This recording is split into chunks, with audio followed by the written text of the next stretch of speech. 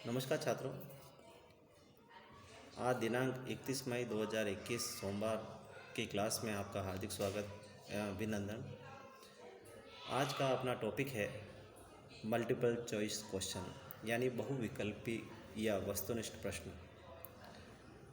मूल रूप से वस्तुनिष्ठ प्रश्न की जो अवधारणा है वो वैज्ञानिक और आधुनिक अवधारणा है।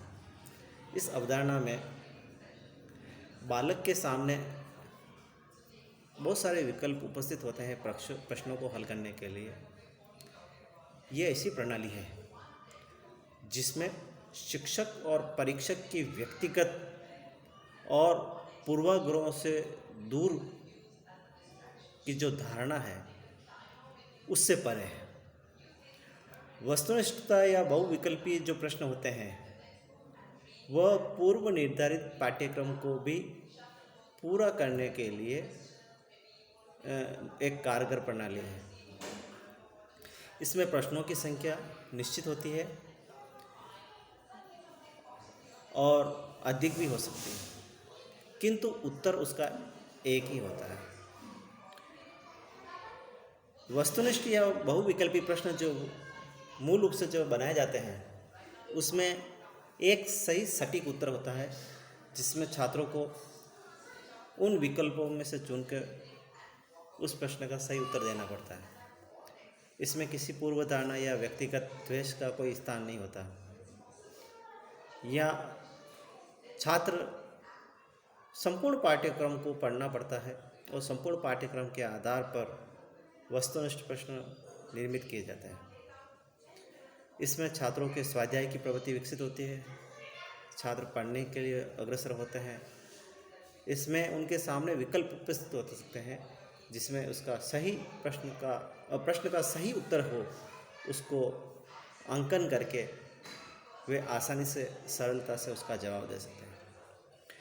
वस्तुनिष्ठ प्रश्न का जो उद्देश्य है उसका उद्देश्यों में छात्रों को सही और निष्पक्ष ढंग से छात्रों का मूल्यांकन करना और उनको उनके दिए गए प्रश्नों के अंकन के रूप में जो निर्धारित अंक है वो उसको प्रदान करना। इसमें निबंधात्मक प्रश्नों की तरह से इसकी प्रकृति नहीं होती है। इसमें जो उत्तर दिया गया है उसका पूर्व में ही निर्धारित उसका अंक उसके सामने होता है, वह निर्धारित होता है और उसका सही उत्तर आने पर उसको अंक उसको मिल जाता है। यह प्रणाली मंद और प्रतिभाशाली बालकों के लिए दोनों के लिए समान रूप से उपयोगी है। इसमें किसी प्रकार का कोई विभेद नहीं होता या कोई विभेदकारिता नहीं होती है, कोई डिफरेंस तय नहीं किया जाता। सभी के लिए, सभी बच्चों के लिए, चाहे वो पिछड़ा हो या मंद बुद्धि का हो या प्रतिभाशाली हो, कोई भी बालक हो, उसके लिए ये प्रणाली कारगर है। साथ ही साथ ये समय के लिए तो ठीक है क्योंकि समय का तो बचाव करती है, क्योंकि कम समय में ही आप अपने मूल्यांकन को पूरा कर सकते हैं। साथ ही साथ इसमें बजट की भी कम क्षति होती है, बजट को भी अपने हिसाब से उसमें कम ज़्यादा कर दिया जा सकता है। अब बात आती है छात्रों को परीक्षण जो करवाया जा रहा है उसमें मूल रूप से इसमें वस्तुनिष्ठता के जो गुण हैं, लाभ क्या हैं, क्या क्या लाभ है वस्तुनिष्ठ प्रश्नों के, उन लाभ को भी चर्चा कर लेनी चाहिए। मूल रूप से पहला जो लाभ है, इसमें निबंधात्मक प्रश्न में पूरा से जो प्रश्न है उस पूरे प्रश्न के आधार पर उसका अंक व्यक्तिगत धारणा के या पूर्वाग्रह से ग्रसित शिक्षक कर सकता है, लेकिन वस्तुनिष्ठ प्रश्नों में ऐसा कोई मापदंड नहीं है। वस्तुनिष्ठ प्रश्न में जो आपने सटीक उस प्रश्न का सही उत्तर है, वो प्रश्न का उत्तर दे दिया तो आपको अंक उसको निर्धारित करके दिए जाएंगे। साथ ही साथ वस्तुनिष्ठ प्रश्नों में जो बात आती है, मैंने अभी बताई थी कि ये मंदबुद्धि और प्रतिभाशाली बालकों के लिए उपयुक्त है। इसमें किसी प्रकार कोई आसान कोई बड़ी बात नहीं, इसको आसानी से अंतर किया जा सकता है। जब उसका परिणाम आएगा तो कौन सा छात्र सबसे ज़्यादा उत्तर दे पाया वो प्रतिभाशाली, और जो कम उत्तर दे पाया है वो मंदबुद्धि वाला। तो इसमें आसानी से उसका अंतर किया जा सकता है। साथ ही साथ वस्तुनिष्ठ या मल्टीपल चॉइस क्वेश्चन जो होते हैं वे संपूर्ण पाठ्यक्रम को कवर करते हुए बालक का बौद्धिक मूल्यांकन करते हैं। साथ ही साथ प्रश्नों का उत्तर देते समय छात्रों की जो भाषा संबंधी कमजोरी होती है कि छात्र भाषागत जो विशेषता होती है निबंधात्मक प्रश्नों में देने की, उससे यहाँ बचा जा सकता है, बालक उससे बच सकता है। इसलिए वो मल्टीपल चॉइस क्वेश्चन को वो पसंद करता है। साथ ही साथ छात्र द्वारा जो दिए गए उत्तर हैं उनको एक निश्चित दायरे में शब्द सीमा में भी बांधा जा सकता है, ताकि बालक को उस प्रश्न का उसका सही विकल्प में ही उसका आंसर है, तो शब्द सीमा का दायरा भी उसमें सीमित हो जाता है। साथ ही साथ आर्थिक रूप से भी ये प्रणाली काफ़ी फायदेमंद साबित होती है। साथ ही साथ प्रश्न का उत्तर देना और सही उत्तर को अंकित करना ये भी आसान है, क्योंकि जो प्रश्न होता है उस मल्टीपल चॉइस में जो क्वेश्चन है उसके सामने उसको राइट कर दो तो उसका उत्तर उसके सामने होता है, या लिख दीजिए या राइट कर दीजिए। साथ ही साथ इस मल्टीपल चॉइस क्वेश्चन की जो गुण में एक बात और आती है कि इसका जो परीक्षण करता है, इसकी जांच करते हैं ना, तो इसमें छात्र एक दूसरे की परस्पर कॉपियां भी चेक करके उसका जो मूल अंकन आएगा वो भी सेम आएगा, और एक शिक्षक उन छात्रों की कॉपियों को जो चेक करेगा उसका भी अंकन सेम आएगा।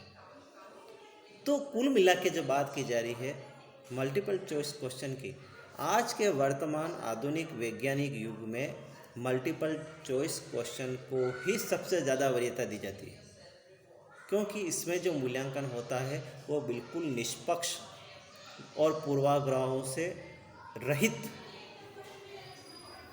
मूल्यांकन होता है, और इस मूल्यांकन का जो सही स्वरूप आता है वही स्वरूप बालक के बौद्धिक मूल्यांकन का अवलोकन या आकलन करता है। अब जहाँ खासियत होती है, गुण होते हैं, लाभ होते हैं, तो वहाँ दोष भी अपने आप उपस्थित हो जाते हैं, उसकी हानियाँ भी हो जाती है, उसकी कुछ समस्याएं भी आती है। तो कुछ समस्याओं पर भी अपन चर्चा कर लेते हैं। पहला तो यह है कि इसके निर्माण पर धन तो व्यय होता ही है, साथ साथ समय भी ज़्यादा लगता है, क्योंकि प्रश्नों का रूपरेखा बनाना, उसके मल्टीपल चॉइस के ऑप्शन तैयार करना, आखिर उसमें समय और धन की क्षति होती है।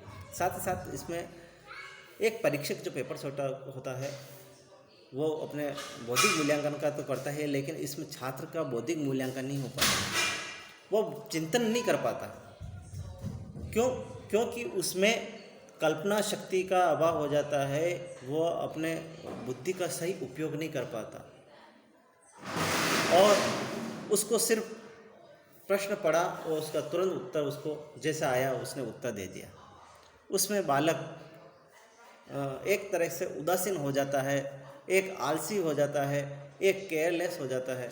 वह उसको बड़ी सघनता से और गंभीरता से नहीं लेता, क्योंकि उसको पता है कि इनमें से किसी न किसी एक ऑप्शन में उसका उत्तर होगा ही, तो वो उसे गंभीरता से नहीं ले पाता। जैसा भी आया उसको दे दिया, राइट कर दिया, रॉन्ग कर दिया, जैसा भी है। अब वो उस पर उसकी जिम्मेदारी ख़त्म हो गई। अब वो शिक्षक की जिम्मेदारी है कि उसको राइट करना है या रॉन्ग करना है।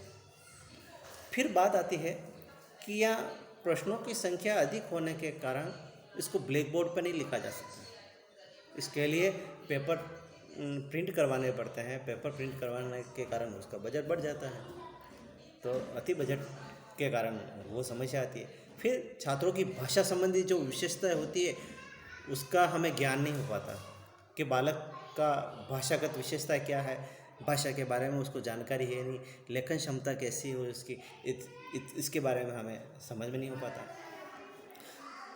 फिर बात आती है छात्रों को नकल करने की प्रवृत्ति यहाँ विकसित हो जाती है। छात्र में जो एक दूसरे के प्रति कि एक मैंने ये प्रश्न दिया है, हो सकता है दूसरे को उसको अच्छा आंसर आ रहा हो तो वो उससे नकल करने का प्रयास करता है, या किसी न किसी के माध्यम से, चीट के माध्यम से उसका नकल करने का प्रयास करता है। और प्रत्येक विषय की पूर्ण जांच इसमें नहीं की जा सकती, और पूर्ण जांच करने के लिए हमें निबंधात्मक प्रश्न का सहारा लेना पड़ता है कि उसका क्राइटेरिया कितना है, वो कितना समझ विकसित करता है, उसकी कल्पना शक्ति क्या है, उसकी चिंतन शक्ति क्या है, उसके बारे में कितना सोचता है, ये उसका प्रकार। फिर बात आती है, विभिन्न परीक्षाओं के लिए प्रश्नों की रचना करना बहुत ही कठिन है और जटिल भी है, क्लिष्ट भी है। अब सभी प्रकारों के प्रश्न परीक्षाओं के लिए, सभी प्रकार के प्रश्न पत्रों के तैयार करना ये काफ़ी जटिल प्रोसेस है, जटिल प्रक्रिया है, और क्लिष्टता भी ज़्यादा है, क्योंकि उसके प्रश्न में ही है, प्रश्न के 4 ऑप्शन चाहिए या उसके 2 ऑप्शन चाहिए, जिसमें सत्य असत्य कौन सा है, फिर या मिलान। आगे पढ़ूंगा मैं आपको। अगला टॉपिक यही आ रहा है अपना, वस्तुनिष्ठता के प्रकार। वस्तुनिष्ठता के प्रकार में बहुविकल्पात्मक प्रश्न आते हैं, जिसमें एक प्रश्न होता है, उसके 4 विकल्प होता है। दूसरा होता है सत्य असत्य वाले प्रश्न। एक प्रश्न दे दिया जाता है, उसमें पूछ लिया जाता है कि ये सत्य है या असत्य है।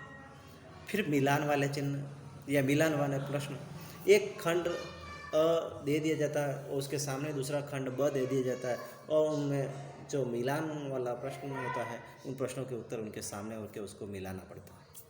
फिर रिक्त स्थान वाले, जो रिक्त स्थान के प्रश्न होते हैं, उन रिक्त स्थानों को छोड़ दिया जाता है, जो उसका आंसर होता है वहाँ छोड़ दिया जाता है, पूरा प्रश्न ऐसे कैसा लिख दिया जाता है। तो इस तरीके से वस्तुनिष्ठ प्रश्नों के प्रकार भी होते हैं। तो छात्रों, आज हम मल्टीपल चॉइस के क्वेश्चन के बारे में आज अपने अध्ययन किया। हम कल आगे की क्लास में और नए विषय आधारित आकलन के बारे में हम पढ़ेंगे। आज के लिए इतना ही, धन्यवाद।